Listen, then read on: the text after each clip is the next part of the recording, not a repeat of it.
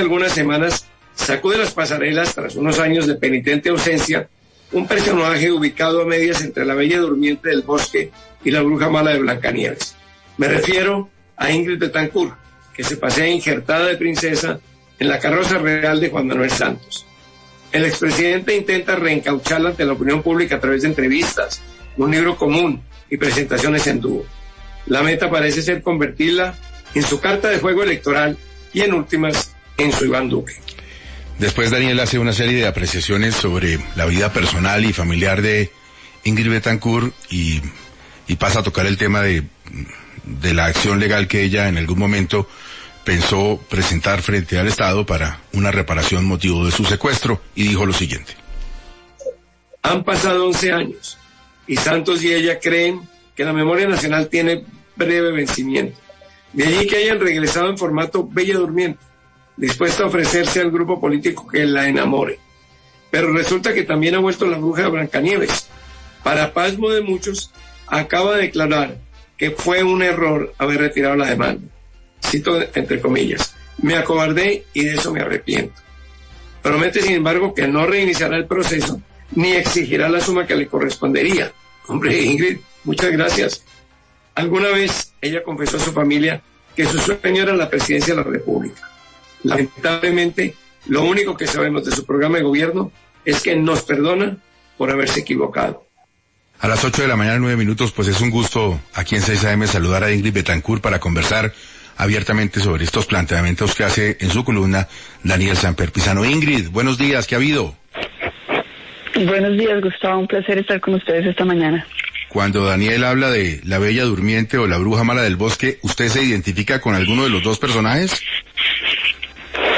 Pues la verdad es que a mí me gusta mucho leer y oír a Daniel Samper, lo disfruto, pero claro, lo hubiera disfrutado más si no hubiera sido sobre mí su columna, porque realmente pues tiró a matar, digamos, pero no, yo creo que eso revela más de él que de mí. Es decir, lo que revela son como los estereotipos con los cuales él funciona. Yo diría que de alguna manera Daniel pues estaba en una disyuntiva complicada, porque tenía que escoger entre dos malas opciones, que era por un lado hacer un artículo, digamos, más como un panfleto para responder a las exigencias yo creo de Ernesto Samper, su hermano, y en realidad de la clase política, digamos, del país, que como que se tiene una solidaridad de cuerpo, y cuando uno toca a alguien, pues quieren cobrar una factura muy muy fuerte. Tenía esa opción que obviamente pues era complicada porque tenía que decir cosas que no son justas y digamos entrar dentro de más bien la esfera de la calumnia y del chisme, y la otra opción era igual de mala para él, porque era hacer un trabajo investigativo, pero en ese caso hubiera estado, digamos, traicionando o pues por lo menos poniéndose en contra de su familia y esos intereses que muchas veces se representan. Entonces yo creo que lo que le pasa a Daniel es muy similar a lo que nos pasa a muchos colombianos. Es que yo creo que todos estamos secuestrados de un sistema muy corrupto que siempre nos deja como alternativa a escoger entre lo menos peor. Entonces, en ese sentido es como yo entiendo lo que él dice. Ingrid, habíamos visto una serie de escenarios suyos, bueno, incluso tuvimos una conversación aquí en 6 AM de usted a propósito del libro con el expresidente Juan Manuel Santos, en una cuestión que tenía que ver más con los recuerdos de todo lo que se ha vivido en Colombia, de ese proceso de paz, del estado actual, pero lo que uno intuye, leyendo la columna de Daniel, es que él piensa que usted pues va a ser una especie de candidata presidencial de Juan Manuel Santos. Lo dice incluso abiertamente, no sé si con una comparación que no se da el caso, pero dice que usted va a ser la Iván Duque de Juan Manuel Santos. Bueno, la verdad, bueno, ustedes conocen la respuesta, es decir, yo creo que todo el mundo conoce la respuesta, pero más allá de eso, yo creo que lo que le interesaba a Daniel Samper era que se formulara la pregunta, es decir, poner a rondar infundios para crear, digamos, una conmoción. Ahora, lo que a mí me queda claro es que Daniel, pues, es la pistola que dispara, pero no es el que aprieta el gatillo. Es decir, aquí hay intereses de fondo detrás de eso que han estado como molestos de que yo apoye la coalición de la esperanza. Y es verdad que le he apoyado y he estado muy presente con ellos, con cada uno de esos candidatos, con Sergio Fajardo, con Juan Manuel Galán, con Humberto Lacalle, con Juan Fernando Cristo, con Jorge Enrique Robledo, porque cuando hablo con ellos me entusiasmo con el proyecto de país que tienen, con la unidad de criterio, con la voluntad de ir realmente en una opción en contra del clientelismo, que eso es algo que es muy difícil en Colombia, porque cada 4 años los colombianos estamos aburridos de la corrupción y cada 4 años queremos votar en contra de la corrupción y cada 4 años la corrupción como el ave fénix vuelve y surge de sus cenizas y vuela alto con candidatos que siempre son los que nos pone el sistema, que es a escoger entre 2 malas alternativas, la menos peor. Eso quiere decir que más allá de los acercamientos que se le digan con Juan Manuel Santos, ¿usted sí pensaría eventualmente, si las cosas se dan, en una posibilidad que tenga que ver con las elecciones presidenciales? No, a mí no me endilgan nada con Juan Manuel Santos. Es que Juan Manuel Santos no es alguien que yo deba esconder. Juan Manuel Santos es la persona que me saca a mí y me rescata de las garras de las FARC. Es la persona que hace un acuerdo de paz en Colombia y el que nos permite que de alguna manera hoy en día podamos pensar en salir de este sistema de corrupción donde estamos metidos. Entonces, para mí, al contrario, estar, digamos, escribiendo un libro con Juan Manuel Santos es algo que se me da natural, porque pienso que es una vida, es decir, que se ha cruzado, son vidas paralelas, donde hemos cada uno desde nuestra posición tenido algo que ver, hemos sido testigos, hemos podido dar nuestro testimonio, pero más allá de eso, lo que a mí me quedó claro de este recorrido por la historia de la vida nuestra, pero también por la historia del país, es tomar conciencia de que realmente el precio a pagar por confrontar el sistema, por denunciar, por tratar de que las cosas cambien, en el caso mío fue un precio muy alto. Y eso probablemente es algo que yo le debo a Juan Manuel Santos, porque si no hubiera habido el proceso de paz, es decir, primero si yo no hubiera sido rescatada, pero si no hubiera habido el proceso de paz, probablemente yo no tendría la perspectiva para poder, digamos, analizar los sucesos de esa forma. Y lo que yo creo, sinceramente, es que lo que me pasó a mí no es muy diferente de lo que le pasa a la mayoría de los colombianos.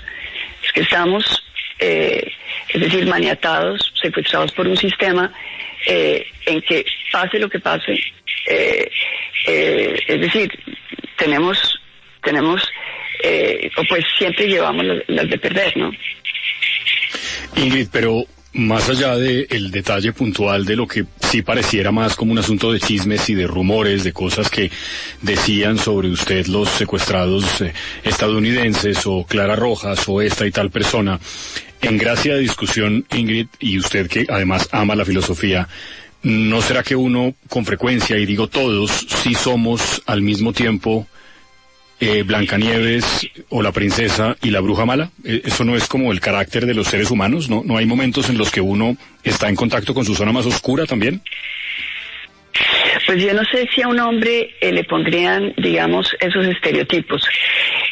Lo que yo sí sé es que en el caso de Kiss y de mis compañeros de secuestro, pues nosotros vivimos en una situación donde las FARC nos aterrorizaba, donde estimulaba entre nosotros la delación, donde, es decir, nosotros vivíamos encerrados en un campo de concentración y los guardias propagaban chismes y nos ponían en situaciones para crear envidias, celos entre los unos y los otros, rencores. eso lo que creó fue un espacio de discordia y de desconfianza que nos hizo mucho daño. Y la verdad es que aún hoy, pasados tantos años, subsisten entre algunos de nosotros tensiones que han sido heredadas de esa situación. Entonces, a mí lo que me parece es que entrar a juzgar o pretender juzgar a un ser humano por haber vivido cosas de esa naturaleza, pues me parece bastante cobarde.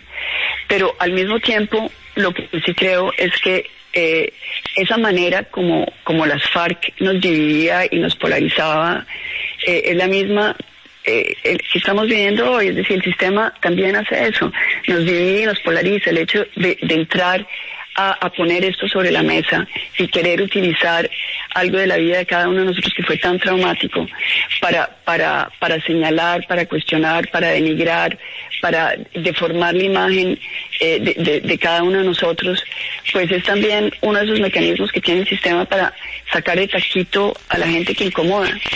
Y eso es algo yo creo que más importante que todo eso es tomar conciencia de cómo está operando el sistema contra cada uno de nosotros, cómo nos debilita, cómo nos pone a pelear los unos contra los otros, porque al final de cuentas lo que se quiere es que no tengamos opciones, es decir, que las opciones que nos queden después de la desinformación, de la calumnia, de tantas, digamos, instrumentos que se tiene para matar moralmente o aún físicamente, porque por ejemplo a Galán lo matan físicamente, a otros moralmente, a otros lo sacan del ruedo con investigaciones falsas. Es decir, esto es complicado y me parece que aquí lo importante es reflexionar sobre cómo cada uno de nosotros entramos dentro de ese juego y cómo de alguna manera estamos todos secuestrados. Cuando yo lo digo, no lo digo solamente por mí, pienso en todos nosotros. Es decir, siempre obligados a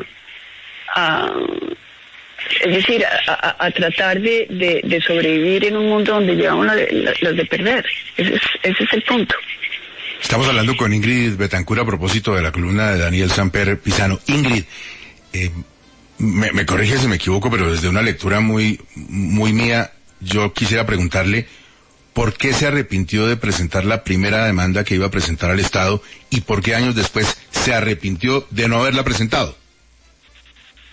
Sí, es una buena pregunta, porque yo creo que eso también pues revela muchas cosas. Es decir, yo pedí reparaciones, pero yo creo que todos los colombianos deberíamos pedir reparaciones, porque es que el problema no es lo que me sucedió a mí y lo que yo puedo solicitar, sino lo que les sucede a 50 millones de colombianos que todos los días están contra la pared y que deberían ser compensados.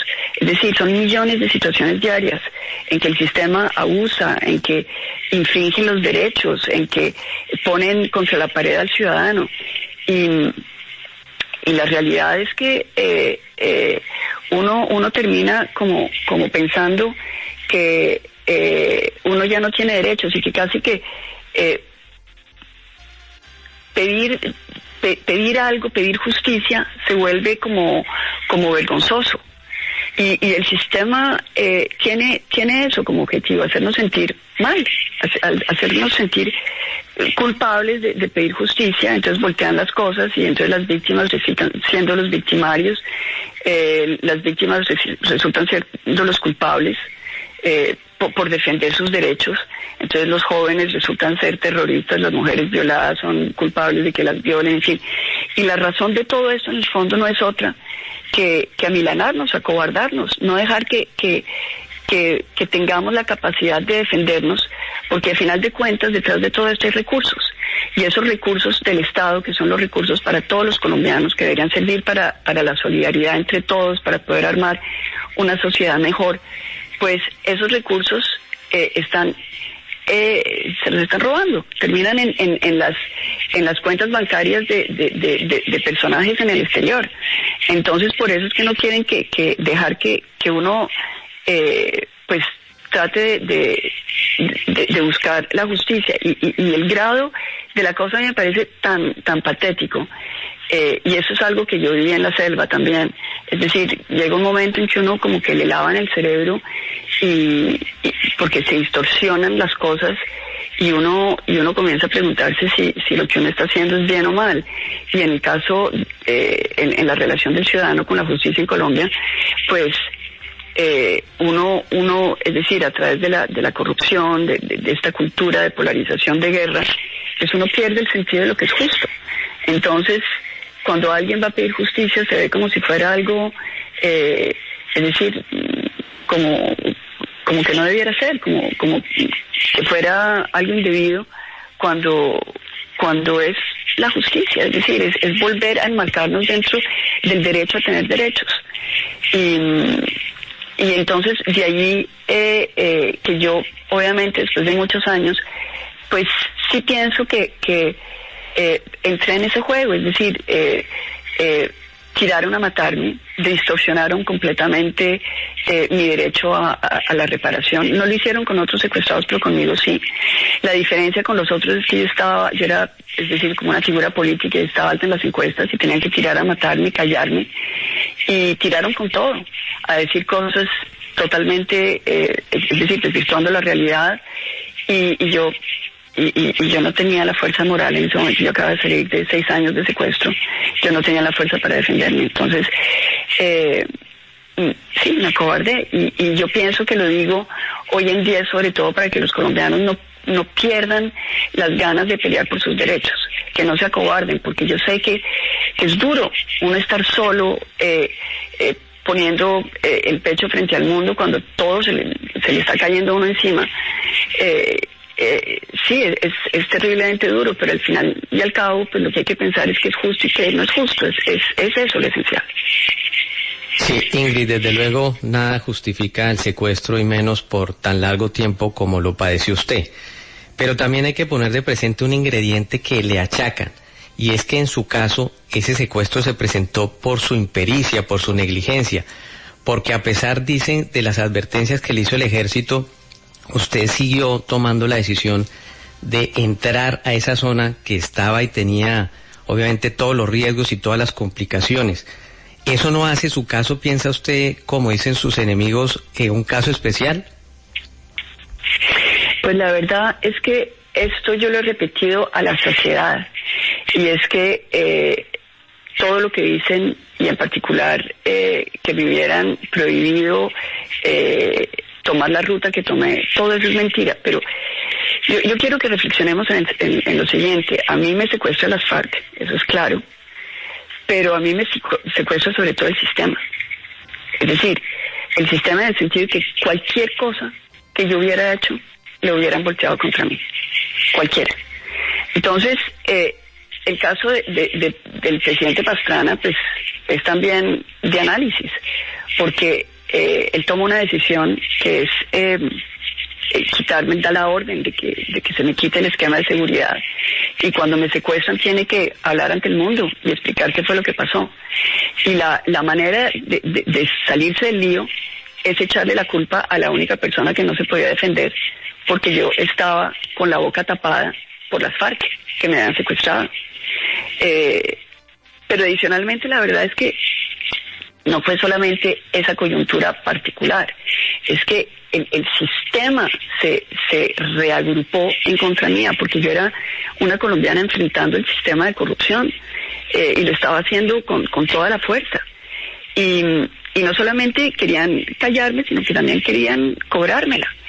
Y lo que yo digo es que eso que me pasó a mí le pasa todos los días a muchos colombianos. Es decir, en que nos vemos, es decir, se nos cierra el mundo, porque hay como una lógica de quitarnos del ruedo, de hacernos, de cobrarnos de una manera, digamos, infame, cualquier posibilidad que uno tenga de enfrentar al sistema. Y esto, es decir, yo les pido simplemente que miren, aún en los casos recientes, es decir, las personas que medio levantan la cabeza para denunciar alguna cosa y terminan o envenenadas, o terminan con juicios en su contra, o terminan, bueno, obviamente también asesinadas, pero hay también el asesinato moral. Y repetir mentiras y repetir mentiras y repetir mentiras, eso no hace que la mentira sea verdad. Y por eso lo que hay que hacer es denunciar el sistema como opera, porque claro que ellos tienen el poder, claro que ellos tienen los medios para repetir y repetir y repetir las mentiras, pero el caso es que ellos no tienen la verdad. Y los colombianos tenemos que comenzar a unirnos para desbaratar este sistema que nos quita las oportunidades de vida, las mejores oportunidades para nuestra juventud, de educación, de todo, porque al final de cuentas somos todos los que estamos pagando la factura. No es solamente al que lo pusieron en la cárcel sin justificación, o al que le cobran una coima sin haber hecho nada. Es decir, el otro día, hace una semana, cuando yo estaba en Bogotá, me encontré con un ciudadano que estaba conmocionado porque iba tranquilo en su carro y lo para un policía y le cobra por una infracción que no cometió. Entonces él está en la disyuntiva de o paga la coima o paga la infracción que es injusta. Y la persona que me hablaba estaba realmente, es decir, muy afectada. Y yo siento que es lo mismo que me afecta a mí, yo siento que es lo mismo que nos afecta a todos los colombianos, es que nos sentimos abusados, hay un abuso de poder. Y eso es lo que, es decir, en ese sentido es que yo pienso que todos estamos secuestrados por este sistema, aún los corruptos que no saben cómo salirse de él. Ingrid, como siempre, muchas gracias, muy amable. Yo creo que muchos oyentes al escucharla pues saben que usted está pensando, está evaluando muchas cosas y también están pendientes de qué camino va a coger y seguramente cuando esa decisión se dé también se la contaremos a la audiencia de 6 AM. Muchas gracias, Ingrid, muy amable. Gustavo, un abrazo a todos, a todo el panel, de verdad, gracias por esta invitación, los quiero mucho.